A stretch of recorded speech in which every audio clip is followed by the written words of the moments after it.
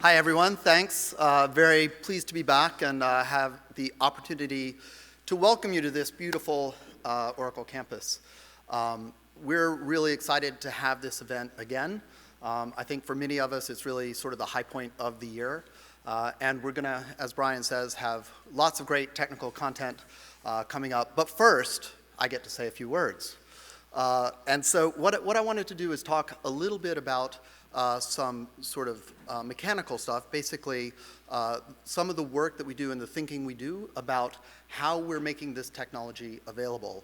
And this is something that, sooner or later when you're working on some kind of project or product that you want to have people actually use, you sort of run into these challenges and issues. And so basically, as you probably noticed, we've done a lot of thinking and some revision over the past few years in how we deliver Java and the JVM. And this is, despite how it may seem, not some random thing we come up with.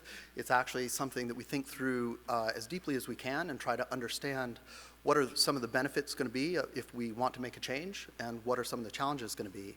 And so I'm going to talk about that a little bit here. So I think many of you are probably aware of what the release model has looked like for Java for many, many, many years. Basically, in theory, there's sort of a 2-year cadence, right, where every other year there's a major release, and that for Java means that there's a change to the APIs and the specification. And so basically, that's something that people have typically experienced as a big bang, potentially disrupting event. Now, of course, we have spent many years trying to make sure that those are that there's as little disruption as possible by doing things like having a formal specification, having extensive tests to try to make sure that when we change the spec, we are making it possible for code to move forward and not be broken. And I think on the whole, we do a pretty good job of that. Now, as you can see, this is sort of a theoretical model, right? There's year 1, year 2 here.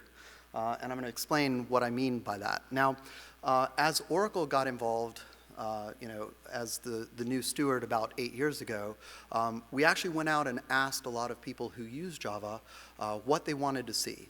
And we had, you may remember, gone through a period where it had actually gone quite a bit longer between major releases. And so we were interested in what users actually wanted to see. And we found, probably not surprisingly, that there were really almost 2 camps. And one camp was a lot of developers who felt like, wow, Java, man, I haven't seen anything new in that for years. Is it still around? Is it the new COBOL? You ask them, and I joke, because we all know how many people are actually still using COBOL. But in any event, the crazy thing was a lot of these folks said, you couldn't release fast enough for me. I'd take new stuff every month if you had it for me. And we kind of laughed and said, okay, that's great, thank you. And then we spoke with the people in the boardrooms of large companies and even smaller companies who basically said to us, we think Java's great. We've used it for years. It's really stable. And we like that it's stable. We like the fact that it doesn't break us all the time. And so, interestingly, you have these sort of 2 camps, almost at odds with one another, often within the same companies, where some people want a fast rate of change and innovation and new things being made available to them, and the others basically just want everything to stay in stasis forever. Now, of course, neither of these extremes made sense at the time, and so we did probably what was the most sensible thing, which was we said, okay, we're going to keep doing things the way they've been done. And so we did that. At the time, Java 6 was the version that was out.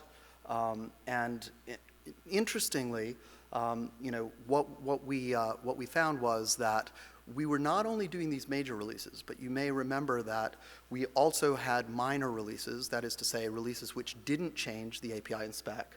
And in fact, those were coming out fairly often. They were coming out on about a 6-month tick. And in fact, what we decided to do was to regularize that a little bit So we were going to keep the 2-year cadence with updates in between on about a 6-month cadence. And now I haven't even talked about the quarterly security updates, which really are just about trying to make sure people stay secure, that vulnerabilities that we found or that have been reported to us are dealt with swiftly.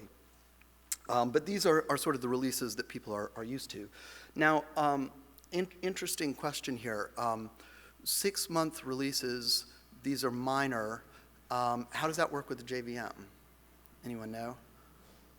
Anyone remember 6U10, I think it was? Yeah.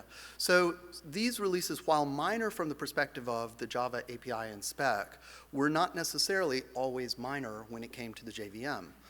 In fact, there were sometimes pretty major changes that were made to the JVM, even in these minor releases. And we were able to do this in part because of all of that testing I was talking about. Right? So basically being able to make sure that we weren't going to break the whole world who was using Java just because we were actually continuing to move the JVM forward. Okay, so that was great for the JVM. I'm going to give you an example of what these releases looked like in real life. So as an example here, we had a somewhat wild naming scheme where basically each of these minor releases were an increment of 20, so 8U20, 8U40, 8U60. And then we actually had plans as we were coming up on 9 to change that and make it a little bit more sane naming with 9.1.2.3. Okay, that's cool. There's a bit of a challenge that you get into when you have these kinds of releases that are fairly far apart. And anyone who's been following the industry and sort of, been thinking about agile development and that kind of thing knows exactly what I'm talking about here, right? Which is this kind of release model basically begs people to ask you the tough question, okay, great, that release that's coming in 2 years, what's in it? Oh, okay, what's in it? All right, well, we're releasing something now, and then we're gonna be starting on this next release, and before we've even started on it, people want to know exactly what's in it. And of course, that tends to be sort of a recipe for disaster, because basically, before you've even figured out how you're going to solve a tough problem, people want to know that you're going to solve it and how you're going to solve it, and want that all committed. And that's in a world which is changing in many ways. The makeup of the people working on it may change. The nature of the problem you may learn more about. And in fact, the industry may change in a way that demands that you do other things. And so that's kind of crazy, right? So this is typically what happens then, right? You have this choice. I'll replay that just in case anyone missed it. Hold on. Let's get back here. All right, so here we are, nice theoretical 2-year cadence, and then we find out that in fact, actually doing modules well in a way that works well for people and makes it easy for them to upgrade was harder than you thought. And you want to be able to address that and not force something down people's throats that is not right. And so what you do is the sensible thing, which is you let it slide out a bit. And notice that not only does that release move, but everything following moves. And so essentially what you've done is, in the interest of trying to do things right, and making sure that you have something that works well for the community of people who are using it, you actually end up delaying putting innovation in the hands of people who want access to it. And this effect is not only about those major things that are going in that are causing this kind of delay, it's also about all of the other things that you want people to get access to. And in fact, for Java 9 in particular, this was very interesting because I think we had on the order of over 100 JEPs in Java 9. Many of those things were small, but many of them were also very useful. And many of them were done long before the dates where 9 was originally going to be shipped. And so essentially what this meant from a language designer's perspective, from a platform designer's perspective, is your users couldn't get access to the innovation that you were doing because of one thing that held it all up, because of the way that the model works. And this we felt was kind of unfortunate. I think it also is something that could threaten leading to people's perception that that innovation in Java is slow, that I'm not getting new things, what's going on with this technology. And the crazy thing, of course, was those features were done. They were done, they were good, people wanted to use them, they just weren't able to be packaged in a way that people could consume. So, okay, so what do we do about this? Well, we looked at it this way, right? So basically, we decided, after talking with many, many people, that we wanted to try having releases every 6 months. And now keep in mind, we've been doing 6-month releases already. Some of those 6-month releases had major changes, like totally major changes to the JVM. The only change here is, will we allow ourselves to make changes to the APIs and the specs in those 6-month releases? And there are really a couple of challenges to this. One was, of course, the JCP process, which was put together at a time long before any of this, long before OpenJDK existed. In fact, it was put together at a time when the big challenge was forcing corporations that were developing primarily in closed source to be transparent about what they were doing early enough for people to be able to give feedback on those plans. Right? Closed source needed transparency. The JCP rules forced that transparency to happen so that the right things could occur. Well, of course, the world looks very different now. Right? With the development being done in OpenJDK, people can see what's happening. You can go and see the discussions at the design time. You can see the changes to the code as they're happening. You can make your own builds or get builds that somebody else has made and test things out and give feedback early.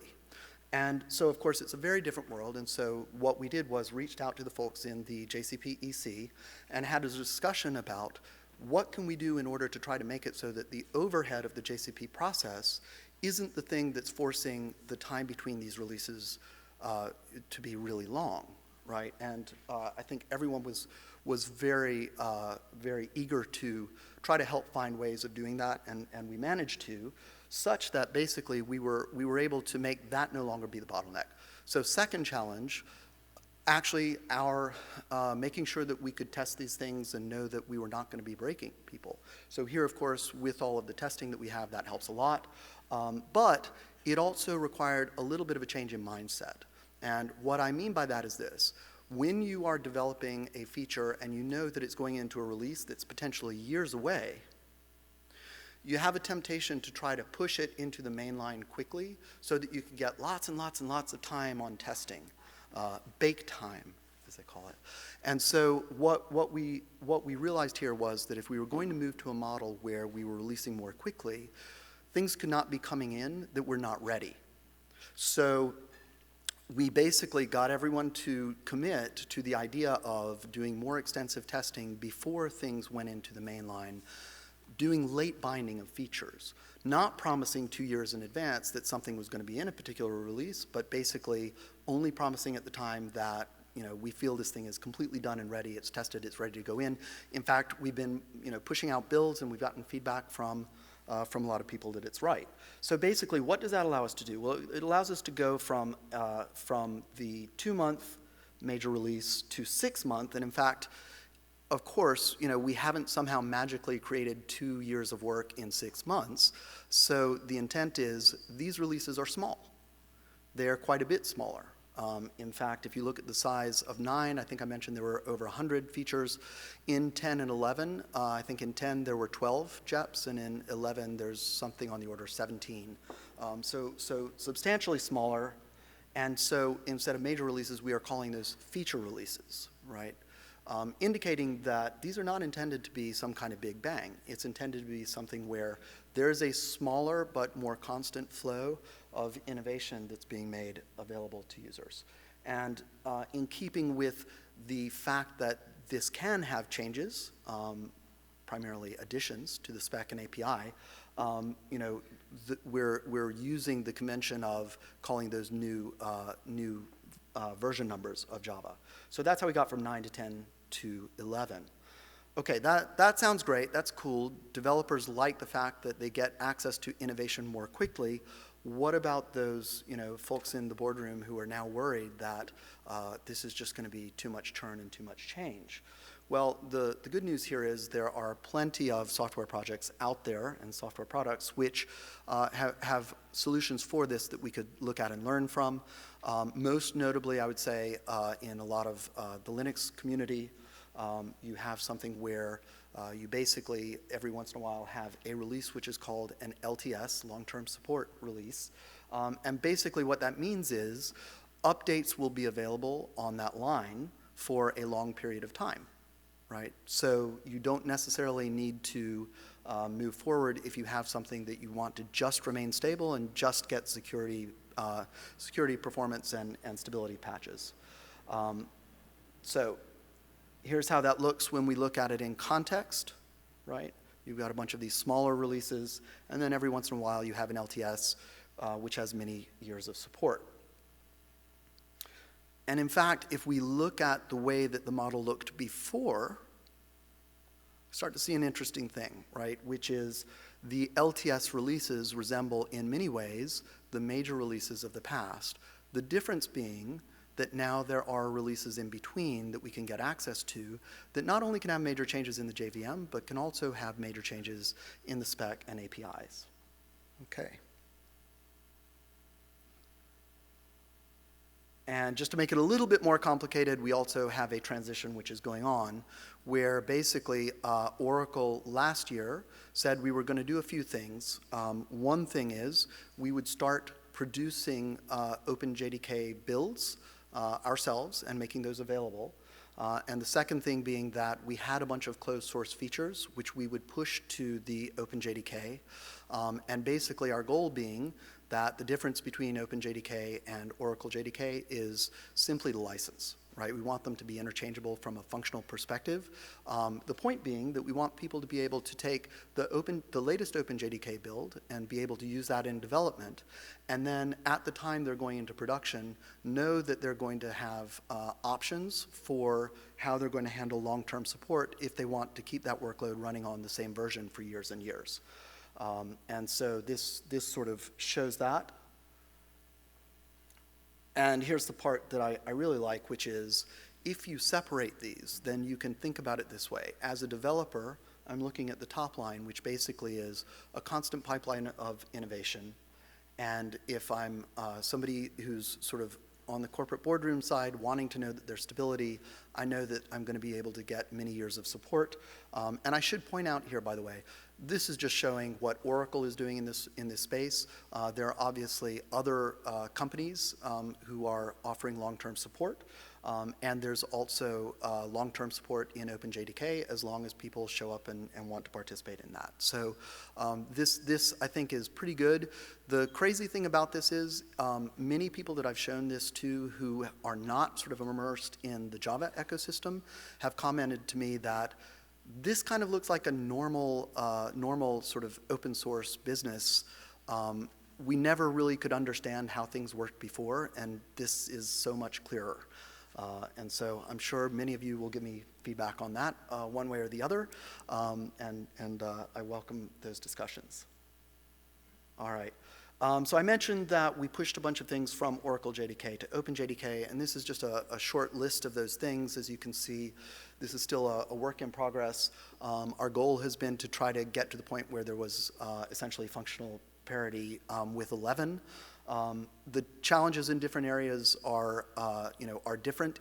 Some things are basically work that we've done that we just needed to decide we wanted to make open. Some areas which have been different in the past are more complicated because they've involved third-party technologies that are not ours to open source.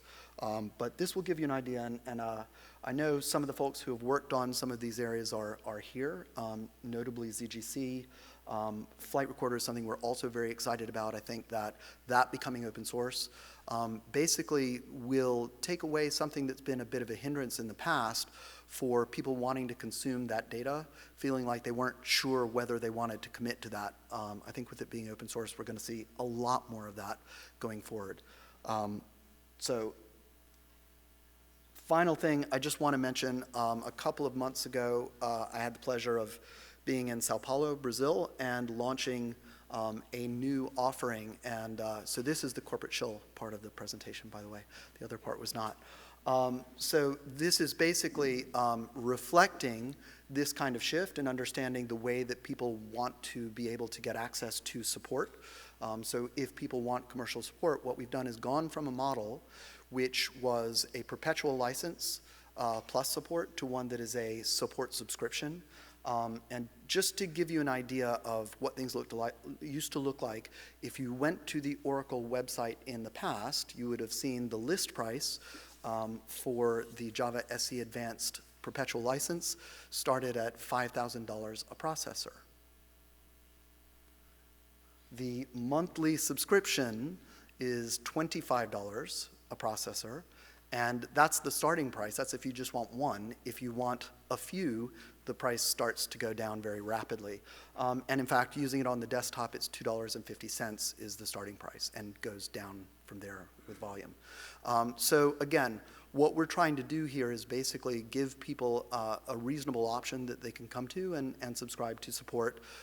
Also keeping in mind, as I said before, you have lots of options for support, including staying with OpenJDK, including staying with Oracle builds of OpenJDK and moving forward quickly with the 6-month releases. Okay, so that's all I wanted to say this morning. Again, I'd like to welcome you heartily to the Oracle campus and to JVMLS. Very, very excited that we're now entering our 2nd decade of JVMLS, and I hope you all enjoy it and get the most out of the next few days. Thank you.